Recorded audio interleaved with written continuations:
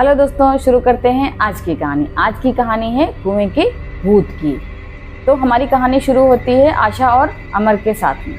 तो अमर जो होता है, एक अच्छी सी नौकरी उसको मिलती है, बहुत ऊंची पोस्ट, और वो अपनी पत्नी के साथ बहुत खुश है बाहर जाने के लिए।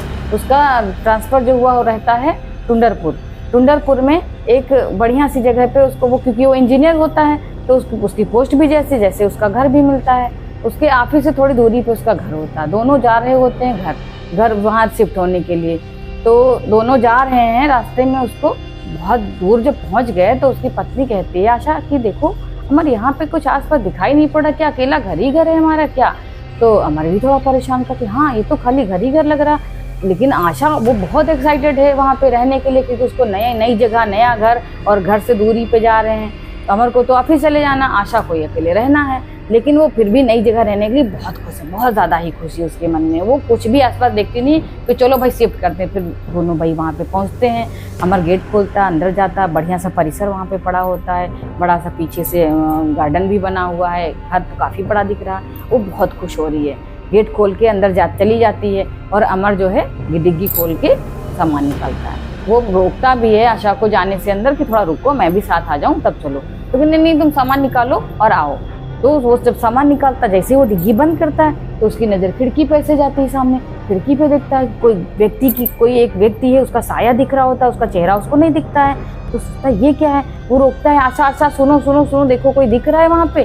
तो कहती अरे छोड़ो, तुम्हें तो कहीं अभी भी दिख रहा था, फिर दिख रहा है, बता रहे हो। फिर वो नहीं मानती है, क्योंकि वो हवा कर देती है बात को सुन करके। फिर वो अमर उठा करके सामान लेके जाता है अंदर जब पहुँचता है तो वो देखता है फिर वही साया उसके पीछे पीछे चला रहा। फिर वो पीछे पलट के देखता है, उसको फिर कुछ नहीं दिखता है। फिर वो आशा से कहता है, जब फिर कहता है तो आशा कहती है हे भगवान, तुमने तो बिल्कुल वही बना रखा है मन की कोई है। अरे कुछ भी नहीं, तुम्हारे आंखों का और मन का केवल वहम है। तुम्हें दिखता है जो होता कुछ नहीं है, केवल वहम है। तो फिर वो सिर पीट लेता है, अच्छा चलो छोड़ो, हटाओ, तुम्हारी मर्जी।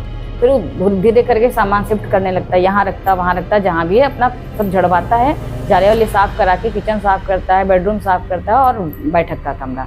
तो जो उसकी पत्नी रहती है आशा, वो किचन साफ़ कर रही होती है, वो अपने जो मसाले के डिब्बे या और ज़रूरत का सामान जो उसने थैले में रखा हुआ था वहाँ पे रखा लेती है पास में, और अलमारी में ऐसे करके एक एक करके लगा रही होती है। और अमर जब तक है वो सीढ़ियों से ऊपर चला जाता है कि बेडरूम में साफ़ कर दूँ, तब तक बिस्तर उस तरह से कर दूँ, जबकि करा हुआ पड़ा रहता है। नीचे से वो सामान रख रही होती है, वो ऐसे करके सामान रखती, हाँ दीजिए मैं ये रखूँ, हाँ लाइए मैं ये रखूँ, और वो धीरे धीरे करके सामान रख रही थी। उसको ये नहीं पता पीछे से उसको सामान कौन पकड़ा रहा है, जबकि वो साया एक पीछे से खड़ा रहता है, उसको मसाले के डिब्बे दे रहा, घी के डिब्बे दे रहा, तेल के डिब्बे दे रहा, नमक के डिब्बे दे रहा। इस तरह से वो करके रखती जाती है। देख ही नहीं रही पीछे कौन है। एक के बाद एक उसने हाथ किया, रखा, हाथ किया, सामान आया, रखा, फिर हाथ से किया। ऐसे करते करते उसको काफ़ी टाइम हो जाता, 5-7 मिनट हो जाते हैं। तब तक अमर ऊपर बालकनी से आवाज़ देता है, अरे आशा जरा यहाँ आओ, कुछ काम था, मुझे देखो, मुझे पानी चाहिए था। तो कहते अच्छा मैं अभी आ रही हूँ। उसने कह तो दिया, लेकिन सोचा है अभी तो मेरे को मसाले के डिब्बे पकड़ा थे, उसके हाथ में उसने कप पकड़ा हुआ था। जैसे उसने कप पकड़ा हुआ था वो यहाँ से छूट जाता धड़ाक से। आप ऊपर हैं तो नीचे कौन था? उसकी हालत खराब, वो तर करके सीढ़ियाँ चढ़ती हुई फिर ऊपर जाती। फिर आप यहाँ हो तो नीचे कौन था? देखा मैंने कहा था कोई है, आप तुम ही नहीं मान रही हो। कि नहीं आप ही नीचे होंगे। फिर वो नहीं मानता, नहीं मैं नीचे नहीं, अगर मैं होता तो क्या मैं हवा में ऊपर आ जाता। फिर वो खैर दोनों आपस में थोड़ा बहुत बातचीत करके उस बात को ख़त्म कर देती। फिर वो कहता है कि देखो आशा, अभी मैं नहाने जा रहा हूँ, तुम अपना सामान जमा चुकी हो तो कोई बात नहीं, थोड़ी देर बाद तुम भी अभी आ जाना बाथरूम। वो अंदर जाता है, बाथरूम बंद किया, उसने खोला नल, कहा अरे आशा देखो यहाँ पानी नहीं आ रहा है, क्या करूँ? तो नया घर है, कुछ तो कमी होगी, देखना पड़ेगा, बुलाना पड़ेगा किसी को। वो बाथरूम में ध्यान नहीं देती, कहते अच्छा चलो देखो कहीं से पानी ले, एक बाल्टी तो पानी लेकर के आओ, कम से कम कुछ तो हाथ मुँह धोया जाए, तभी तो बैठ के हम लोग खाएंगे पिएंगे, कुछ तो करेंगे। फिर अच्छा ठीक है, वो पानी के लिए बाल्टी उठाती है बाहर से किचन से, और इधर उधर देखती है किचन में भी नल में पानी नहीं आ रहा है। फिर कहते अच्छा मैं देखूँ बाहर कहीं और पानी हो सकता, गार्डन में हो नल। तो ले करके बाल्टी बाहर जाती है। बाहर देखती क्या है, जब वो गेट से आ रही होती है उसकी गाड़ी, यहीं साइड में खड़ी करते हैं गाड़ी, कुछ नहीं वहाँ पे दिखता, केवल पेड़ ही पेड़ थे, सब आसपास लगे हुए थे, किनारे किनारे बाउंड्री वाल थी। वहाँ पे देखती है अचानक से एक कुआं प्रकट हो जाता है। अब वो कहती है भगवान ये क्या मैं देख रही हूँ, ये कुआं कहाँ से आ गया? और कुएं के ऊपर चरखी भी लगी हुई है, उसे वहाँ पे रस्सी भी पड़ी हुई है। फिर कहते अच्छा चलो कोई नहीं, जाने दो, मुझे तो पानी से मतलब है, चाहे कुआं हो चाहे जो भी हो। उसने क्या किया, उसने कुएं में बाल्टी का जो कांटा ऊपर लगा हुआ था रस्सी में, उसमें ऐसे हुक फंसाया और उसने बाल्टी को नीचे डाला। जैसे ही नीचे डाला उसमें से ऐसे ही दिख रहा वो जो कि जर्र की आवाज आई, क्योंकि जो गरारी होती है उसकी वो फिसलती हुई नीचे तक गई बाल्टी को लेकर के। उसने सोचा शायद चरखी, उसने ऊपर देखा चरखी की आवाज है क्या, लेकिन नहीं, वो चरखी की आवाज नहीं थी, वो नीचे से ऐसे करके एकदम पानी हुआ, खलबलाया बहुत तेज से और नीचे से बोल रहा, अरे सुधा तुम आ गई, मैं तुम्हारी ही रास्ता देख रहा था। उसकी हालत खराब कि मेरा तो नाम आशा है, ये तो सुधा कह रहा है, अरे तुम आ गई, तुम आ गई, तुम आ गई सुधा, तुम आ गई। उसको बस बार बार यही आवाज़ सुनाई पड़ी, तुम आ गई। जब उसने नीचे झांका तो दिखा एक बहुत काला साया, उसकी आंखें लाल लाल, वो ऊपर करके देख रहा, और उसने बाल्टी छोड़ दी वहीं पे और इतनी तेज से आवाज़ लगाते हुए अमर अमर करके भागी पीछे से, वहां से छोड़ करके बाल्टी और सीधे बाथरूम के पास तक पहुंचती है। क्या देखती, अमर ने तो बढ़िया नहाया धोया, एकदम तैयार खड़ा हुआ कि अरे तुमने तो नहा लिया। उसकी तो सिट्टी पिट्टी को मैं क्या हुआ, क्या हुआ आशा, क्या हुआ, तुम इतना थरथरा क्यों रही हो? भाई अमर अमर बाहर देखो चल करके, क्या है बाहर देखो चल करके, मैं तुम्हारे लिए कुएं से पानी लेके। तब वो दौड़ती हुई अमर को लेकर के नीचे से आती है, ऊपर से लेकर के बाथरूम से नीचे आती है। वहां परिसर में देखती क्या, कुआं सब गायब, वहां कुछ भी नहीं, कुआं गायब। अब दोनों बहुत हैरान परेशान होके, देखो मैंने कहा था कुछ है, बाल्टी लेकर के भी मैं आई थी, मैं बता रही हूँ कुछ यहाँ पे था, लेकिन वो ना कुआं है ना चरखी, कुछ भी नहीं, सब प्लेन। फिर दोनों सिर पीट लेते हैं, फिर चले जाते हैं वापस, चले गए वापस, सो गए।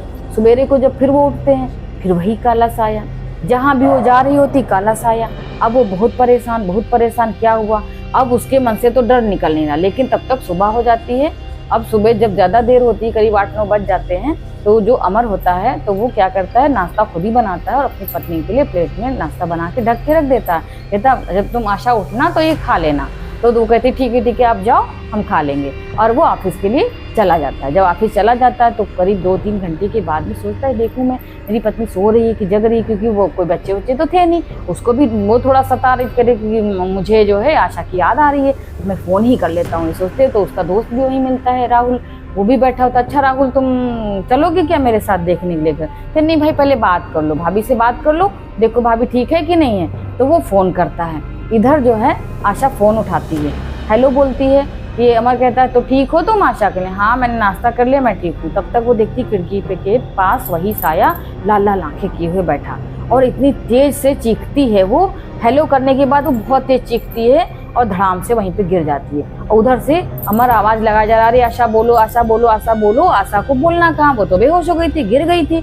फिर वो वहीं पे पड़ी है। इधर जो है अमर अपने राहुल दोस्त को ले करके भागता हुआ गाड़ी स्टार्ट करता, फटाफट भागता हुआ यहाँ तक आता है। गाड़ी चलाते हुए उसको रास्ते में आधे घंटे का समय लगता है, वो घर वापस आ जाता है। आता है तो क्या देखता है, बेडरूम में आशा बेहोश पड़ी है। तब बहुत उसकी भी आंखें लाल लाल, एकदम से देखता है कि वो डर जाता है आशा को देखकर। मैं इसे नहीं छोड़ूंगा, मैं इसे साथ लेके जाऊंगा, मैं इसे नहीं छोड़ूंगा, इस तरह से वो आवाज़ें दे रही होती। अब तो अमर की सिट्टी पिट्टी गुम। और जो राहुल होता है, राहुल भी इधर उधर देख रहा होता कि आखिर क्या है कैसे है। उसको भी बहुत तेज से झंझोड़ डालती है आशा, बहुत तेज से जकड़ लेती है। वो मारे डर के थर थर थर थर थर थर काँप रहा। और अमर का भी बुरा हाल है, कैसे जो है हालत से उससे नज़र बचा करके वो भागता है, लेकिन फिर भी वो जो आशा होती है उसको वैसे पकड़ लेती है। लेकिन आशा का तो अपने शरीर काबू नहीं है अपने मन में, क्योंकि उसके पे तो दूसरा साया हुआ पड़ा है। उससे वो बहुत परेशान थी, उसको तो कुछ पता ही नहीं था कि हम क्या कर रहे हैं। वो जा करके वही कुएं के पास राहुल को पटक देती है। राहुल भी वहीं पड़ा है, अमर भी आशा के पीछे पीछे भागता। आशा भी उसको पीछे दौड़ाती है कि तुमको भी मार डालेंगे, तुमने मेरी पत्नी को छीन लिया। तो वो बहुत परेशान है, क्या है। फिर वो वहाँ जाती है, वहीं पे जहाँ पे कुआं होता। जब तीनों बाहर आते हैं, देखते अरे ये तो कुआं है सच में। फिर कुएं के पास वो ऐसे पहुँचता, जैसे पहुँचता वैसे नीचे से एक दूसरा साया फिर प्रकट होता है उससे। तब वो उसको देख करके, उसकी पत्नी वहीं पे बेहोश पड़ी हुई है और वो उसको देख रहा है, पूछ रहा है कि क्या बात है भाई, हमारी पत्नी को क्यों तुम बुला रहे हो अपने पास, क्यों परेशान कर रहे हो? तो ये तुम्हारी पत्नी नहीं है, ये मेरी पत्नी सुधा है। तो कह रहा कि तुम्हारी पत्नी सुधा कैसे है, ये मेरी पत्नी है आशा। कि नहीं, हमारी प्रेम कहानी इसी कुएं से शुरू हुई थी, हम तुमको बताते हैं, ध्यान लगा के सुनो, और हम इसको छोड़ेंगे है नहीं। तो उसने कहा कि नहीं, तुम्हें तो छोड़ना पड़ेगा, चाहे जैसे भी हो तुम्हें छोड़ना पड़ेगा। नहीं, मैं नहीं छोड़ूंगा। मेरी पत्नी, इन गांव वालों ने बहुत परेशान किया था, मैं यहीं पे रहता था, सुधा रोज कुएं पे पानी भरने आती थी। इन लोगों ने हमारी पत्नी को जो है हमसे छीन लिया, हमारी पत्नी को छीन लिया। मैं उसकी याद में यहीं पे एक दिन कुएं पे बैठे बैठे मैं बहुत याद कर रहा था और फिर मैं छलांग लगा के यहीं पे अपनी जान दे दी। उस दिन से मैं लगातार रोज देख रहा हूँ, जैसे ही मुझे आपकी पत्नी ये आई है और मुझे दिखा ये इसका वही रूप है, पिछले जन्म में ये मेरी पत्नी थी, इस जन्म में आपकी पत्नी है, लेकिन मैं इसे छोड़ूंगा नहीं। हाँ, इतना जरूर कर सकता हूँ कि अगर तुम लोग यहाँ रहोगे, इस घर को छोड़ के चले जाओगे तो मैं इसको नहीं छोड़ूंगा। अगर यहीं रहोगे तो मैं इसके साथ रहूंगा, तभी आप रह सकते हो, नहीं तो नहीं रह सकते हो। और मजबूरन उसको ये बात माननी पड़ती है। फिर दोनों वहीं रहते हैं, बहुत उसके मन्नत मनौती करते हैं, तब जाकर के वहाँ रहते हैं। वो एक साये की तरीके से उसके साथ रहता है, सुधा का जो पति होता है, जो उसको परेशान कर रहा था, लेकिन अब उसको परेशान नहीं करता है। दोनों अच्छे से रह रहे होते हैं, लेकिन एक डर के साये में ही उनका जीवन अब व्यतीत हो रहा होता है। तो ये आज की कहानी थी। मिलते हैं अगली कहानी में।